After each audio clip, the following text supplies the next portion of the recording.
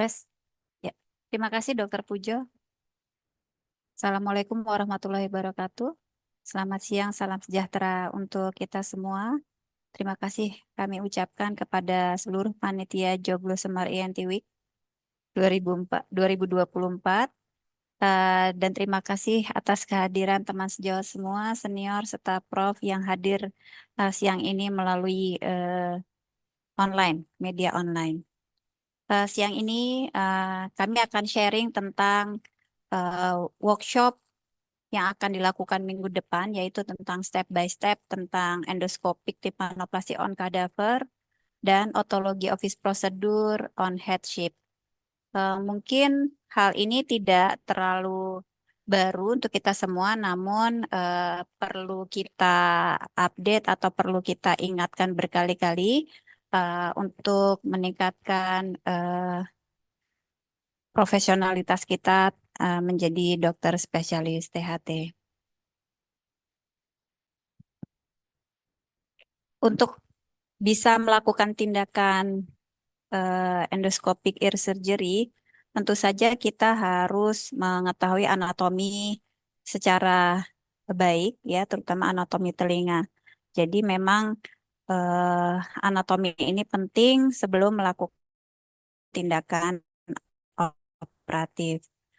Namun kita sulit untuk melakukan latihan terus-menerus, ya, kalau tidak ada media lain yang digunakan untuk belajar. Salah satu media yang digunakan untuk belajar adalah kadaver. Mengapa kadaver? Karena memang kadaver adalah salah satu upaya media untuk kita belajar, pelajari anatomi, dan tentu saja untuk bisa melakukan tindakan atau praktikum secara real. Ya, jadi memang untuk praktikum ini kadaver memang masih diutamakan untuk digunakan, namun eh, mencari kadaver saat ini tidak mudah, ya. Jadi secara legal dan lain-lain memang tidak mudah untuk mendapatkan kadaver sebagai media pembelajaran. Media lain yang bisa kita gunakan mungkin manekin, ya. Jadi memang atau kombinasi kadaver dan manekin supaya kita bisa terus-menerus melatih skill kita terutama dalam tindakan operatif. Ada beberapa media lain yang bisa kita pakai di dalam mengupgrade skill operasi pada telinga, yaitu bisa menggunakan kepala kambing. Nanti di sini akan kami sampaikan beberapa hal yang perlu diperhatikan saat memulai latihan di kepala kambing. Ya, sebagai pendahuluan mungkin saya hanya mengingatkan sedikit, ya, di sini tentang operasi telinga dengan menggunakan endoskopi. Jadi, operasi telinga itu tidak berarti semua operasi telinga bisa tergantikan dengan menggunakan endoskopi. Jadi, ada beberapa indikasi ataupun pemilihan pasien yang bisa dilakukan tindakan dengan menggunakan endoskopi. Ya, jadi mikroskop itu tetap dipakai untuk tindakan-tindakan telinga. Jadi, memang secara utama, modalitas utama yang kita perlukan dalam melakukan tindakan operasi telinga adalah mikroskop. Namun ada beberapa indikasi atau pemilihan pasien yang bisa kita lakukan tindakan operatif dengan menggunakan endoskopi. Jadi tindakan dengan menggunakan endoskopi ini ada yang sifatnya primer ataupun sekunder, di mana kalau primer itu seluruh tahap tindakan full kita gunakan endoskopi. Tetapi kalau secondary itu bisa sebagai tambahan atau combined approach dengan menggunakan mikroskop. Ini adalah contoh posisi yang kita setting apabila kita mau melakukan tindakan operatif dengan menggunakan endoskopi. Jadi posisi mata operator sejajar dengan monitor eh, yang memvisualisasikan objek yang kita lakukan tindakan. Jadi kualitas endoskopi pun sebaiknya kualitas endoskopi itu paling tidak sama dengan kualitas mikroskop secara visual. Ya, jadi memang yang diutamakan memang kualitas high definition atau HD video. Nah, dalam melakukan tindakan operatif dengan menggunakan endoskopi, tetap mikroskop itu harus selalu ready ya. Jadi tidak berarti tindakan operasi telinga itu uh, kita mau pakai endoskopi itu full endoskopi saja tanpa harus prepare atau backup mikroskop. Tentu saja kita tetap harus menyiapkan mikroskop sebagai backup utility. Jadi ini adalah beberapa rekomendasi setting tempat dan alat ya terkait penempatan tower endoskopi. Ini adalah beberapa contoh instrumen yang digunakan dalam melakukan tindakan endoskopi telinga tengah, yaitu tentu saja teleskop ya, baik itu 0 derajat, 30 derajat, mungkin yang paling sering hanya dua itu, 0 dan 30 derajat, dengan diameter 2,7 sampai 3 mili dan panjangnya 11 atau 14 cm. Ya, kemudian di sektor,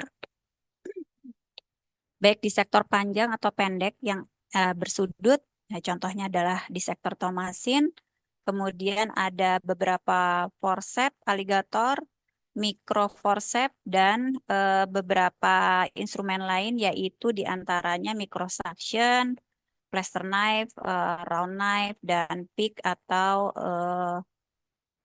curve needle. Apabila kita mau memulai tindakan endoskopi telinga tengah, itu harus memilih pasien yang ideal ya, yaitu mungkin kita bisa memulai untuk kasus-kasus yang terbatas di daerah atik saja.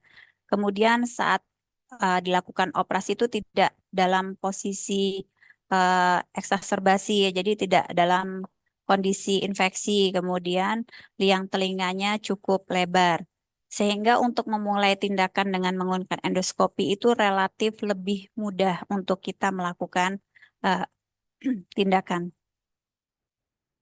Beberapa indikasi yang bisa kita lakukan operatif dengan menggunakan endoskopi adalah kolesteatoma kongenital, kemudian kolesteatoma yang didapat dengan minimal perluasan ke mastoid atau tidak ada perluasan ke mastoid. Kemudian dengan inflamasi yang minimal atau bahkan tidak ada inflamasi di telinga tengah, dan pada kasus-kasus mastoid yang sklerotik itu bisa kita lakukan tindakan operasi telinga tengah dengan menggunakan endoskopi. Beberapa persiapan preoperatif diantaranya adalah kita harus mengetahui anatomi dengan menggunakan CT scan mastoid, baik polos maupun kontras sesuai dengan indikasi, dan bila perlu bisa dilakukan MRI DWI. Kemudian kita harus melihat status dari telinga tengah. Ya tentu saja pemeriksaan audiometri itu juga perlu dilakukan untuk melihat status pendengaran, dan tentu saja kita bisa melihat kondisi dari telinga tengah secara fungsi ya. Kemudian dari kita bisa melihat juga gambaran klinis dari pemeriksaan fisik. Beberapa hal yang mungkin pada saat kita melakukan tindakan operasi telinga dengan menggunakan endoskopi adalah manajemen perdarahan yang kurang tepat atau tidak tepat ya. Jadi memang pada syarat untuk melakukan tindakan operatif telinga dengan menggunakan endoskopi adalah kita harus bisa memanage atau mengatasi perdarahan yang mungkin terjadi. Bahkan beberapa persiapan dilakukan dalam rangka mengurangi perdarahan akibat tindakan kita. Kemudian handling scope teleskop itu penting untuk mencegah trauma pada liang telinga. Karena kalau dari awal kita sudah melukai atau mencederai liang telinga, kadang perdarahan itu sudah cukup banyak sehingga mungkin sudah cukup melelahkan untuk operator melakukan tindakan berikutnya. Kemudian kita harus memahami keterbatasan alat yang kita punya. Ya, jadi kalau misalkan alat kita terbatas, mungkin tindakan-tindakan operatif yang kita lakukan tidak perlu terlalu advance. Jadi kita bisa melakukan beberapa tindakan operatif telinga dengan kasus-kasus yang relatif ringan. Kemudian melakukan pembuatan flap timpanometalnya terlalu pendek ya. Itu juga pada beberapa kasus ini cukup tricky ya, jadi susah untuk mengatasi ini ya kalau kita terlalu pendek karena nanti tentu saja akan menyebabkan resiko terjadinya uh, kolesteatoma iatrogenik. Kemudian yang terakhir ini mungkin kita terlambat untuk melakukan mastoidektomi misalnya kalau memang terlalu lama melakukan manuver-manuver endoskopi, kemudian terjadi perdarahan dan lain-lain itu kita tidak segera untuk switch ke mikroskop mastoidektomi. Atau ya itu tadi kita terlalu over melakukan tindakan di daerah atik sehingga malah justru kita mungkin loss apa ya detect atau jadi malah bingung anatomi sehingga operasi justru malah tidak berjalan dengan baik. Ini adalah beberapa hal yang perlu diperhatikan step-stepnya yaitu ya kita lakukan dengan perlahan. Jadi tidak perlu terburu-buru untuk beberapa kasus yang dilakukan dengan tindakan endoskopi karena secara handling di telinga itu mungkin tidak mungkin beberapa orang tidak familiar dibandingkan melakukan handling teleskop di daerah hidung atau tenggorok ya. Jadi memang ruangnya, space-nya terlalu kecil atau lebih kecil sehingga untuk handling menjadi lebih sulit. Kasus yang dengan liang telinga lebar itu lebih bagus ya. Jadi ideal ideal kasus ya untuk kita lakukan tindakan pertama kali.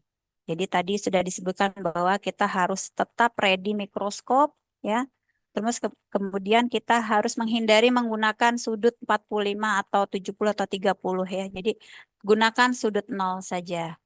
Kemudian atasi perdarahan ini juga kita harus betul-betul memahami dan betul-betul bisa ya. Jadi kalau sudah memulai tindakan operasi dengan menggunakan endoskopi, berarti kita pun sudah mampu untuk mengatasi perdarahan yang mungkin saja terjadi akibat tindakan tersebut.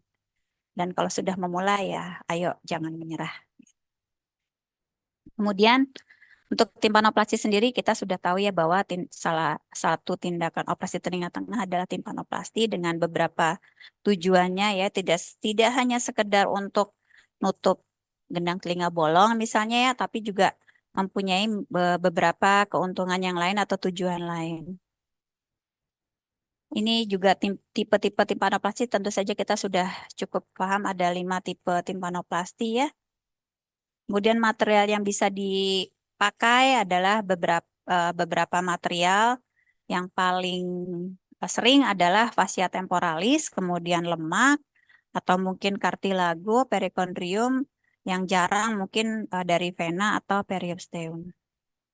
Untuk teknik, ada teknik underlay, onlay, atau overlay maupun inlay. Ini masing-masing juga mungkin secara teori kita semua sudah mengetahui ini ya. Dimana kalau teknik underlay ini memiliki sukses rate yang cukup besar dibandingkan yang lain dengan teknik operatif yang relatif lebih mudah dibandingkan teknik yang lain. Di sini karena kita bicara tentang step by step eh, tindakan endoskopi ear surgery eh, dengan model kadaver atau model kepala kambing. Di sini perlu diketahui dulu sekilas tentang perbedaan dari anatomi dari telinga kam- kambing dan telinga manusia.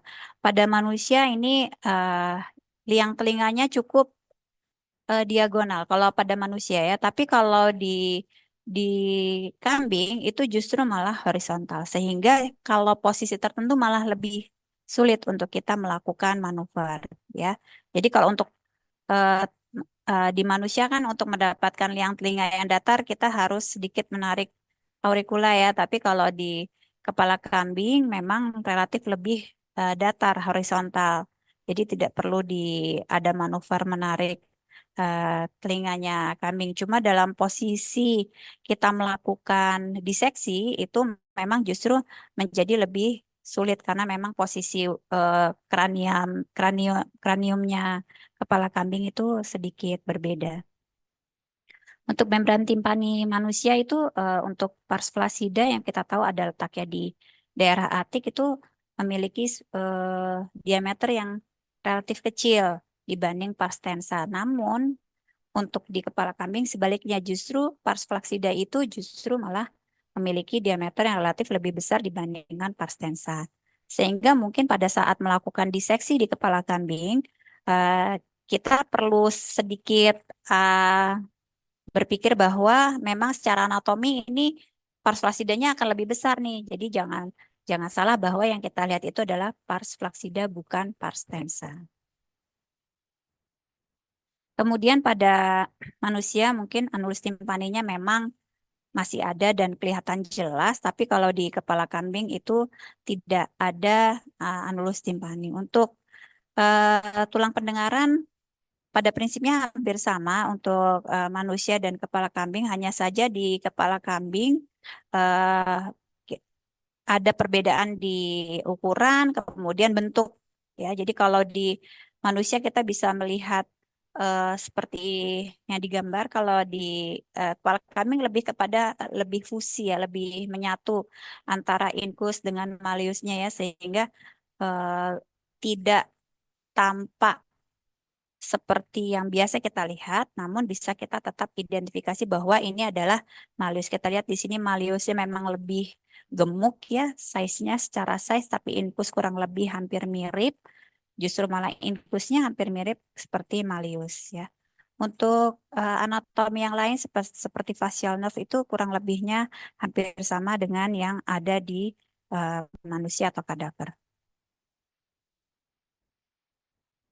Iya, untuk daerah mesotimpani, retrotimpani kurang lebihnya kalau kita sudah bisa mengidentifikasi tulang pendengaran, kemudian kita sudah melihat daerah promontorium, tentu saja kita bisa mengidentifikasi daerah mesotimpani dan daerah retrotimpani. Tapi kalau untuk di eh, kepala kambing, mungkin kok posisi kordanya agak lebih ke kaudal ya, jadi lebih ke bawah. Jadi eh, beberapa mungkin pada saat kita melakukan diseksi di kepala kambing, eh, kita harus beberapa kali mencocokkan dengan eh, gambar yang sudah ada di textbook atau di panduan diseksi ya, sehingga kita bisa oh ini identifikasinya kurang lebih seperti ini. Jadi kalau di kadaver atau di manusia kita sudah mungkin sudah sering melihat ya, tapi kalau di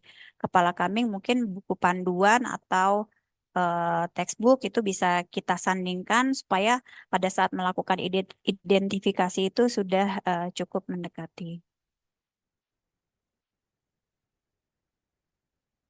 Ya, eh, ini adalah beberapa eh, contoh melakukan miringoplasti underlay dengan menggunakan endoskopi di model kadaver atau di manusia. Pada prosedur awal, kita melakukan tindakan infiltrasi dengan menggunakan vasokonstriksi di liang telinga.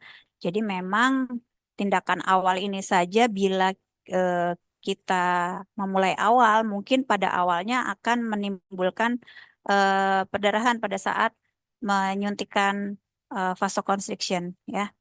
Kemudian kita melakukan infiltrasi juga dengan vasoconstriction agent ke daerah tragus apabila kita mau melakukan pengambilan graft di daerah tragus. Kemudian setelah menunggu beberapa saat, kita bisa melakukan pengambilan graf yang dimaksud di daerah tragus dengan melakukan insisi di daerah tragus, ya, mengambil kartilago dan perikondrium sebagai bahan graf. Perlu sebagai catatan atau diingat bahwa pada saat melakukan insisi, kita harus memberikan space sisa ujung tragus agar tidak mengubah bentuk dari tragus.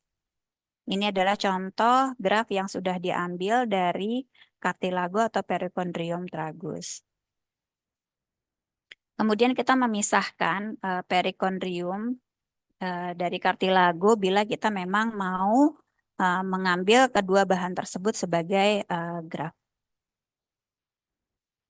Ini juga adalah step by step. Kemudian eh, kita membentuk kartilago yang sudah kita ambil, kita buat menjadi bentuk graf yang sesuai dengan kondisi telinga yang akan kita lakukan eh, rekonstruksi. Jadi kita secara sederhana untuk kasus miringoplasti kita bisa membuat kartilago membentuk seperti Pac-Man. Mungkin kita tahu ya dulu ada apa namanya permainan tuh yang seperti Pac-Man bahwa di bagian Malleus ini nanti yang inserting di Malleusnya itu harus diberikan sudut seperti mulut Pac-Man. Ini adalah tahap berikutnya yaitu tahap terpenting juga di mana kita melakukan trimming pada tepi perforasi. Gunanya adalah sebagai neovaskularisasi sehingga penyembuhan atau proses modeling pasca operasi bisa terlaksana ya. Ya, kemudian kita proses untuk melakukan flap timpanomeatal. Ya, di sini setelah dilakukan infiltrasi dengan vasokonstriktor, setelah dilakukan trimming pada tepi perforasi, kita melakukan insisi vertikal pada arah jam 6 dan jam 12, mulai dari tepi anulus ke arah lateral.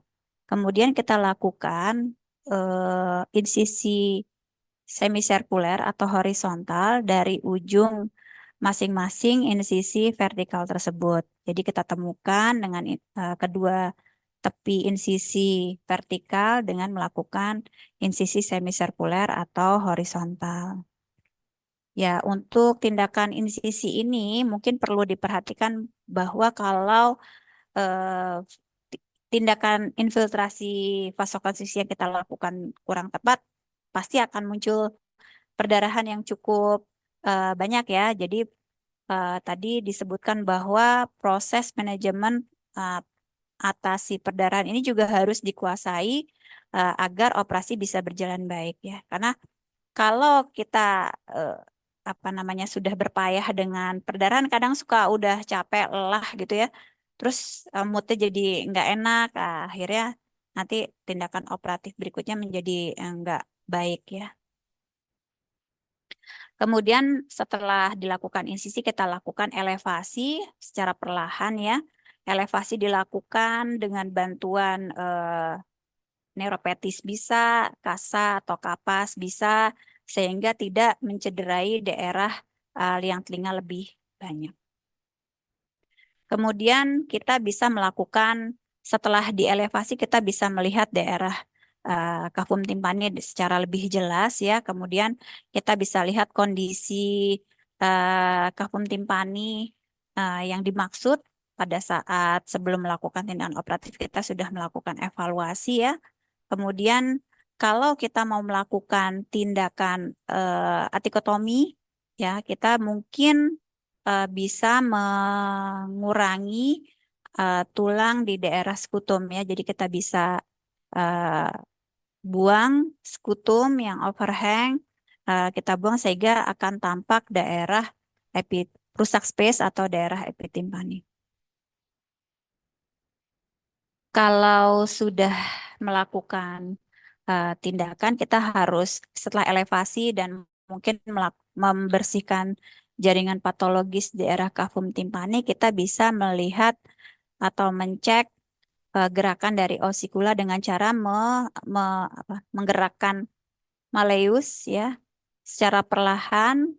Nanti kita lihat mobilisasi dari Malleus incus dan stapesnya, atau mungkin kita bisa melihat dari panah kuning itu adalah bayangan refleks cahaya di daerah round window ya. Kemudian yang tidak kalah penting adalah kita harus membersihkan atau mengidentifikasi daerah isthmus anterior dan posterior ini harus bersih. Jadi memang salah satu tujuan dari tindakan endoskopi ear surgery adalah kita bisa melihat kafum timpanis secara utuh, tervisualisasi secara utuh yang mungkin dengan menggunakan mikroskop daerah ini agak sulit untuk terlihat pada beberapa kasus ya, terutama pada kasus-kasus di mana liang telinganya bengkok, sempit, mikroskop itu sulit untuk melihat daerah-daerah di sekitar ini. Kemudian setelah kita yakin bahwa mobilisasi osikula baik, kemudian daerah ismus anterior dan posterior itu cukup bebas, sudah bersih, kita bisa memasukkan graf yang sudah kita persiapkan secara underlay. Ya mungkin kalau teman-teman mungkin sudah paham ya teman sejawat semua untuk melakukan tindakan underlay timpanoplasti atau miringoplasti itu sudah sering melakukan ya. Cuma mungkin biasanya dengan menggunakan mikroskop. Nah ini mungkin mau mencoba dengan menggunakan endoskopi ini sebetulnya relatif lebih mudah ya karena kita lebih view melihat segala sesuatunya. Ya, hanya saja memang kekurangan dari menggunakan endoskopi adalah satu tangan em, memegang teleskop, satu tangan yang bergerak. Beda kalau mikroskop kan dua tangan bisa bergerak ya. Tapi kalau untuk endoskopi memang secara handling perlu latihan terus-menerus. Ya. Ini adalah gambaran atau step by step underlay meringoplasti di kepala kambing. Ya, mungkin settingnya adalah sama seperti ini ya. Jadi alat disiapkan, kemudian monitor di depan kita, di depan operator, dan kepala kambing di setting seperti ini. Mungkin daun telinganya bisa, daun kuping ya, daun kupingnya kambing bisa dipotong dulu supaya eh, daerah liang telinganya lebih tervisualisasi. Ya, ini kita potong dulu daun kupingnya ya. Kemudian ini posisinya dari kepala kambing seperti ini. Jadi posisi mulut atau moncongnya menjauhi kita. Ya, seperti ini posisi diseksi pada kepala kambing. Ya,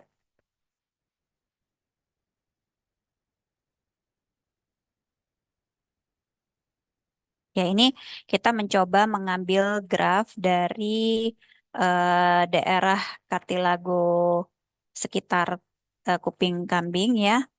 Kurang lebih sih ini eh, kesulitan atau caranya sama, hampir sama kalau kita mengambil kartilago di tragus. Jadi kita bisa ambil, kita bisa pisahkan, sisihkan, kemudian nanti bisa kita eh, pisahkan perikondrium dari kondrium atau kartilagonya. Seperti ini kurang lebihnya sih hampir sama dengan kalau kita melakukan grafting, harvesting dari tragus. Ya, ini hampir sama. Apabila kita mau menggunakan kartilago untuk teknik miringoplasti butterfly, kita bisa menggunakan atau membentuk kartilago tersebut kurang lebihnya seperti mirip dengan pipa gromet mungkin ya. Jadi tengahnya kita beri pet atau jalur atau parit sehingga nanti mudah untuk diinsersikan ke tepi perforasi. Ya, ini sama ya. Kalau nggak salah. Ini sama dengan proses tadi. Ini juga proses membuat apa namanya graf kartilago untuk butterfly beringoplasti. Ya, mungkin teman-teman sejawat semua sudah sering melakukan tindakan seperti ini ya. Jadi nanti kalau melakukan diseksi atau latihan di kepala kambing kurang lebih dengan teknik yang sama. Ya, ini adalah proses insersi graf tersebut ke dalam tepi perforasi yang sudah kita trimming tadi, kemudian akan mendapatkan gambaran seperti ini. Ya, seperti ini, mungkin videonya. Ini video yang sudah dibuat oleh tim dari Rumah Sakit Fatmawati, Dr. Alin dan tim. Kita eh, sangat berterima kasih kepada beliau dan tim sudah membuatkan apa namanya model model video yang bisa kita lihat bersama-sama. Mungkin bisa saya percepat ya.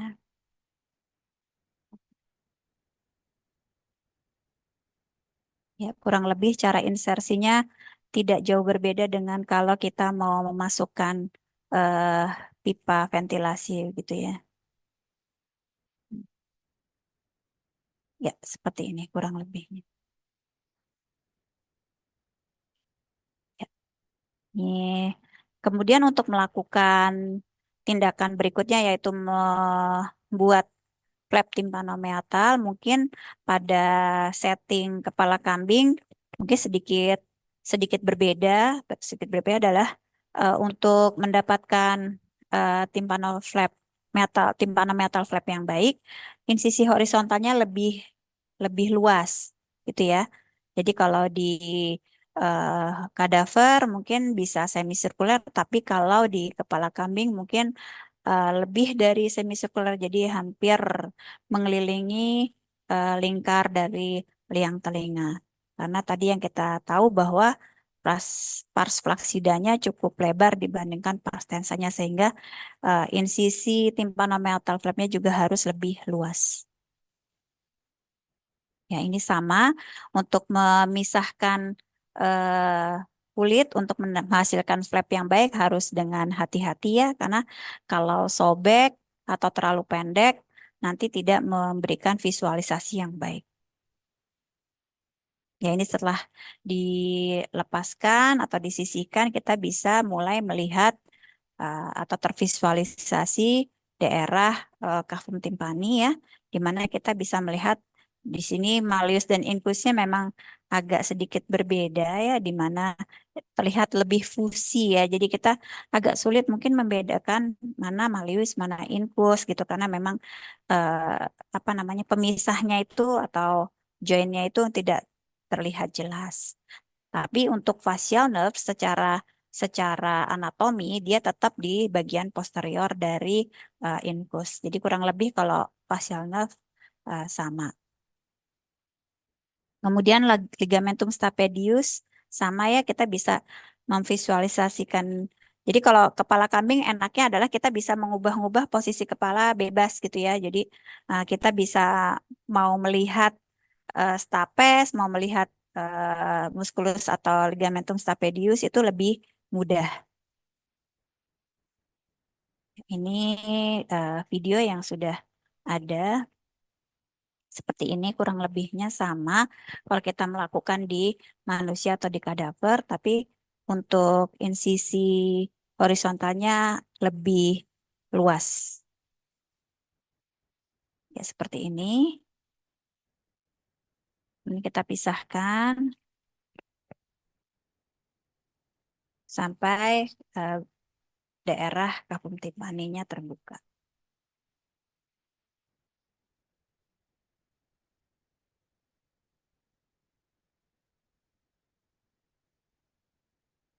Oke. Jadi mungkin kalau ada pertanyaan bisa sambil disampaikan di chat. Ya, karena untuk timpanomeatral flap sendiri ini memang bagian penting dalam atau kunci penting pada saat kita melakukan tindakan timpano atau miringoplasti. Seperti ini ya. Jadi kalau di realnya mungkin memang perdarahan pasti akan terjadi ya, karena di daerah liang telinga itu vaskularisasinya cukup banyak. Ya, ini kita bisa lihat ya, kita lepaskan bagian yang masih melekat.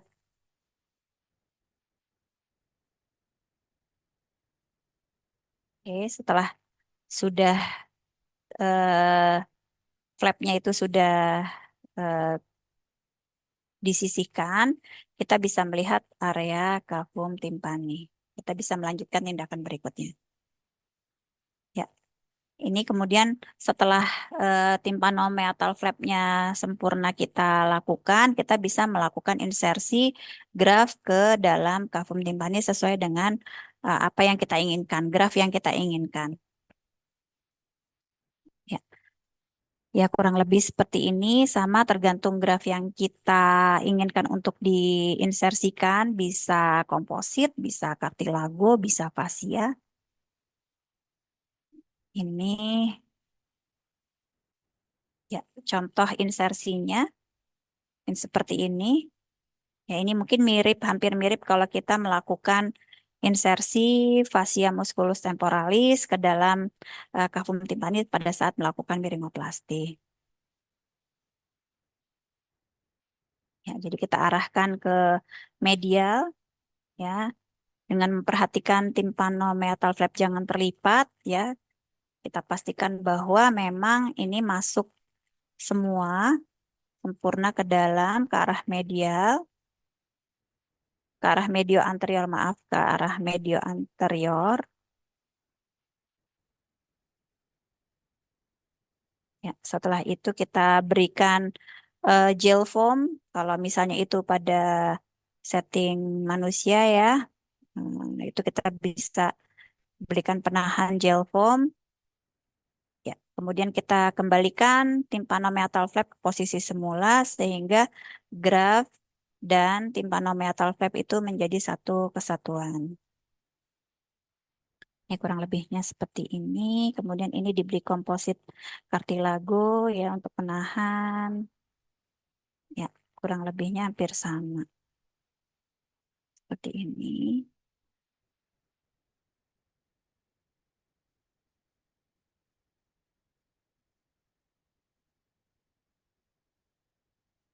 Ya, saya kira ini kepala kambing merupakan media yang cukup mudah untuk dipergunakan latihan ya berkali-kali sebagai handling endoskopi yang mungkin teman-teman ingin memulai melakukan tindakan eh, operasi telinga tengah dengan menggunakan endoskop ya. Jadi secara media mudah didapat, kemudian tidak terlalu mahal dan apa namanya? Dan bisa dilakukan berkali-kali. Ini tindakan office prosedur yang mungkin bisa kita lakukan dengan setting office ya, setting rawat jalan untuk tindakan-tindakan intratimpanik injeksi, injeksi intratimpanik, kemudian miringotomi dan pemasangan pipa ventilasi. Seperti yang kita tahu ya untuk secara konsep atau teori untuk melakukan insersi pipa ventilasi, ya kita harus tahu juga anatomi dari membran timpani sendiri. Kita bisa melakukan insisi miringotomi dulu sebelumnya, yaitu di area inferior dari kuadran membran timpani, baik itu di anterior ataupun posterior. Jadi mana yang paling mudah? Kalau untuk belajar, saya kira yang mudah tuh yang di anterior justru ya. Kalau mau melakukan eh miringotomi dan pemasangan pipa ventilasi. Ya ini secara eh apa namanya gambar, secara video mungkin ada sedikit gambaran video ini adalah kita lakukan tindakan bearingotomi di daerah inferior, kemudian kita suctioning dari cairan di daerah kafum timpani. Secukupnya setelah itu kita lakukan pemasangan pipa ventilasi atau grommet. Ya memang ada beberapa kasus kadang kalau liang telinga itu tidak lurus atau cukup berbelok, itu instrumen menyebabkan ada perdarahan di liang telinga. Ya kita masukkan, kita selipkan seperti menyelipkan kancing ke lubang kancing baju. Setelah itu kita bersihkan perdarahan yang ada yang mungkin terjadi. Setelah itu kita eh, pastikan bahwa tidak ada lapisan dari kutanium membran timpani yang terlipat ke dalam. Ya. Untuk injeksi intratimpanik ya kita indikasi kontraindikasi udah teman sejawat sudah tahu semua, regimen yang digunakan juga apa saja ya. Injeksi dilakukan di area inferior infero posterior dari membran timpani. Seperti ini ya. Mungkin ini ada sedikit video.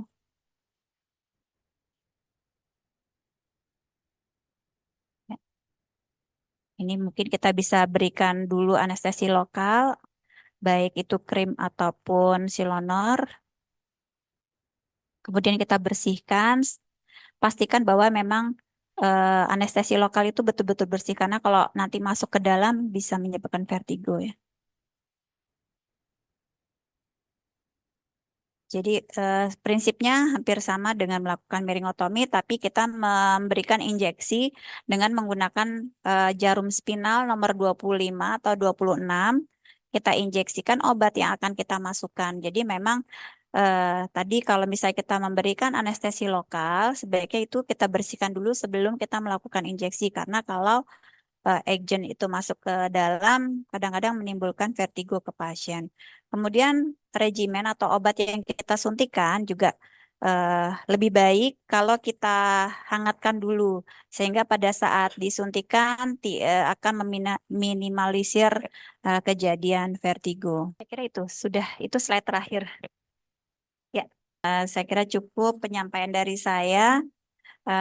Terima kasih atas perhatiannya. Semoga bermanfaat untuk kita semua. Assalamualaikum warahmatullahi wabarakatuh.